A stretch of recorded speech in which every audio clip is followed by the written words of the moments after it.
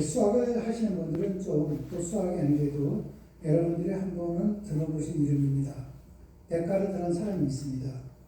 이 사람이 어느 날 길을 가는데 저 앞에 뱀이 다리를 딱 들고 있는 겁니다. 뱀이 다리를 딱 들고 있는데 얼마나 무서운지 이 데카르트가 가다가 길을 멈췄습니다. 내가 저기를 지나갈까 말까. 지나가자니 저 뱀이 나를 물 것 같고. 그런데 나는 저기를 가야만 하는데. 그래서 데카르트가 서서히 가서 봐요. 가서 보니까 그게 뱀이 아니었습니다. 그건 뱀이 아니라 새끼였습니다. 새끼 콩고요. 그때 데카르트가 이렇게 얘기합니다. I think therefore I am. 나는 생각한다. 고로 나는 존재한다. 생각을 하기 때문에 존재한다는 거죠. 우리도 마찬가지입니다. 신앙에 있어서도 생각을 할 수 있는 자만이 하나님 앞에 존재를 할 수 있다는 것입니다. 제가 어제 함께 성경 공부하는 분들이 계셨습니다. 그런데 제가 그 성경 공부를 그쪽에서 요구하실 때 레위기에 대해서 좀 해달라고 얘기하셨는데 제가 너무나 참 놀랐습니다. 그 부분에 대해서는요. 제가 지금 신학을 처음 시작한 지가 2000년에 입학을 했으니까 25년이 됐죠. 그런데 신학교 다닐 때 2학년 때였습니다. 그러니까 지금부터 23년 전입니다. 23년 전에 저희 그 동기 친구분 하나가 저한테 테이프를 24개를 준 겁니다. 이 테이프가 무엇인가 봤더니만 레위기에 대한 테이프였습니다. 테이프 24개를 듣는 것도 쉽지 않은데 그 24개를 하나하나 들으면서 많은 시간을 들여가고 그거를 전체 다를 문서화시켰습니다. 많은 시간이 걸렸습니다. 그러고 난 다음에 좀 지나고 난 다음에 우리 교회 성도님들에게도 레위기를 전체 다를 해본 적이 없습니다. 성막교에 있을 때서부터도요. 그 정도로 레위기를 건들지 않다 보니까 제가 이걸 내가 뭐하러 내가 이걸 공부를 했을까? 딴 데도 공부할 걸. 이런 생각을 했는데 이번에 그 목사님들이 레위기를 가르쳐달라고 했을 때 제가 사모한테 이런 얘기를 했습니다. 23년 전에 하나님께서 나를 준비하셨어. 오늘 이 시간을 위해서.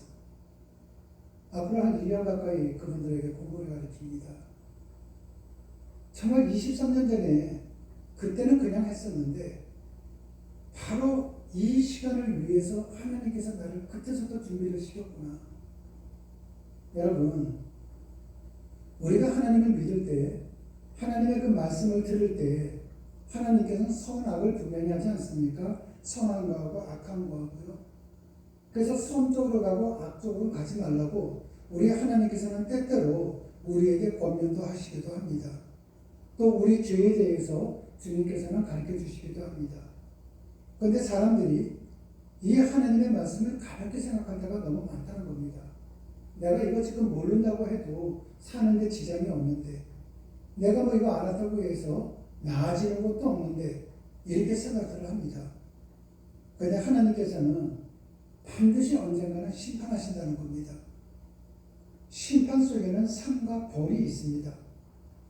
그래서 오늘 잠언서 14장 말씀을 보면은 내가 지혜로운 사람인지 아니면 내가 미련한 사람인지 이 부분에 대해서 오늘은 말씀하고 있습니다. 그런데 내가 미련한 사람이다. 그 미련한 사람의 그 특징을 오늘 9절 말씀을 보면은 미련한 사람들은 죄를 대수롭지 않게 여긴다는 겁니다. 내가 하나님 앞에 나가는 것을 대수롭지 않게 생각하는 거예요. 하나님 앞에 헌신하는 부분이라든지 하나님 앞에 모든 것을 할 때에 이 부분에 대해서 미련한 사람들은 대수롭지 않게 생각을 한다는 거죠. 어저께 처음으로 레위기 1장을 공부했을 때 그 얘기를 했습니다. 하나님께서는 인간을 만나기 위해서 성막으로 오시고 인간은 하나님을 만나기 위해서 성막으로 옵니다. 성막이 있기 때문에 하나님과 우리가 만날 수 있기 때문에 이 성막은 예수 그리스도를 예표하는 겁니다. 그런데 문제는 무엇이냐면은 성경 말씀을 보면은 하나님을 사람들이 만나기 위해서 나올 때에는 반드시 코르반을 가지고 나오라고 합니다. 그런데 이 코르반이라는 것이 뭐냐면 카라브에서 나온 말인데 이것은 가까이 가기 위해서 준비하는 예물이 되는 겁니다. 그런데 이 교회는 예물만 얘기하면 꼭 돈만 생각할 때가 너무나도 많다는 겁니다. 하나님께서는 예물과 제물을 똑같은 코르반이라고 단어를 쓰는데 옛날 제사법에 의하면은 내 자신이에요. 소나 양과 염소를 드려도 결국은 저거든요. 내 마음을 갖고 나오는 겁니다. 내 중심을 가지고 나오는 겁니다. 그런데 중심이 나와야 되는데도 불구하고 몸도 안 나올 때가 많다는 거죠. 그러면은 그 사람은 어떤 사람인가? 미련한 사람이라는 겁니다. 나한테 지금 시시각각 죽음이라는 시간이 다가오고 있는데도 불구하고 죽음이 지금 무섭지 않은 거죠. 왜? 당장 내가 죽는 입장은 아니거든요. 그렇기 때문에 하나님께서 말씀하실 때 성경 말씀을 통해서 미련한 사람들은 어떤 사람들인가? 죄에 대해서 두려워하지 않는 사람, 대수롭지 않게 생각하는 사람이 바로 미련한 사람이라는 겁니다. 그렇다면 그 사람들은 어떤 사람입니까? 교만한 사람입니다. 나밖에 모르는 사람입니다. 내가 생각하는 것이 전부라고 생각합니다. 내가 힘들면 다 힘든 겁니다. 내가 좋으면 다 좋은 겁니다. 내가 누구한테 해준 것만 생각하고 내가 누군가로부터 받은 건 생각하지도 않습니다. 내가 기분 나쁘면 다 기분 나쁜 겁니다. 그렇기 때문에 그런 사람들은 미련한 사람인데 이 미련한 사람들에 대해서 성경은 뭐라고 말씀하시는가? 상관하지 말라고 얘기를 합니다. 스스로가 파멸의 길에 들어가도록 놔두라는 것입니다.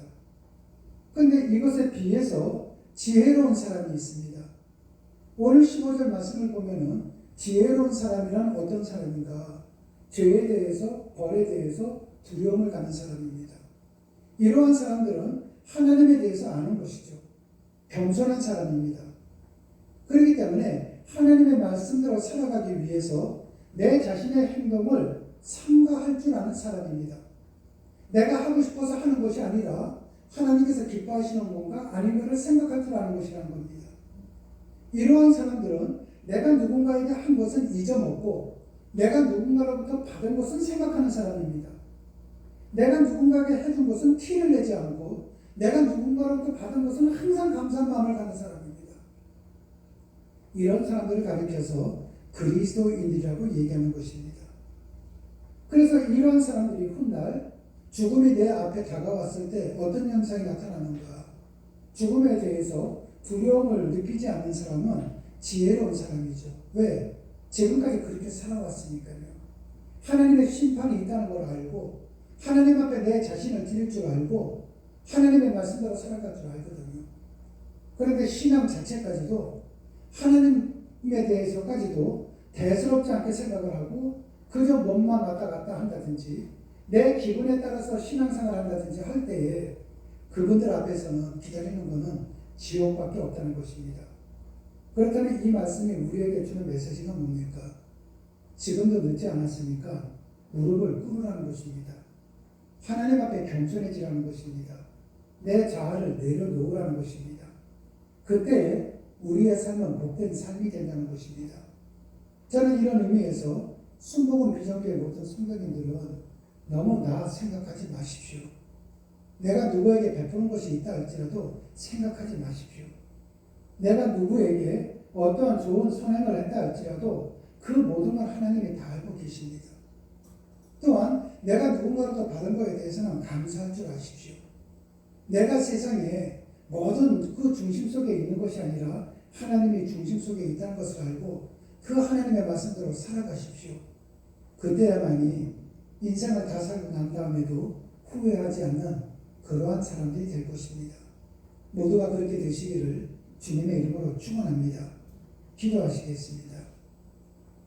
사랑의 주님, 세상의 풍랑이 밀려올 때 또는 내 삶 속에 내가 원하는 것이 아닌 것이 들어왔을 때 주님이 아니라 다른 것을 의지하면서 이리저리 방황할 때도 많았습니다. 내가 가진 한줌의 능력, 지혜, 거대한 세상 풍랑 앞에 가랑이에 떨어지듯 떨어질 수밖에 없는 한치도 안 되는 조그마한 성공의 경험이 나를 지탱해 줄 거라고 나는 착각할 때도 많았습니다. 나는 정말 지금까지 제대로 살았는데 저 사람은 왜 그렇게 살지 못할까? 하나님, 미련스럽게 나는 남을 평가할 줄만 알았지 내 자신이 미련한 길을 걸어가고 있다는 것을 아직도 모를 때도 많습니다. 우리 비전교회 성도님들 가운데 그러한 삶을 사는 자가 있다면 이제 그 길을 멈추게 도와주시옵소서. 교만의 길에서 멈추고 겸손의 길 가운데 속에서 하나님의 말씀대로 살아가는 하나님의 백성들이 되기를 원합니다. 주님 고맙습니다. 예수님 이름으로 기도드렸습니다. 아멘.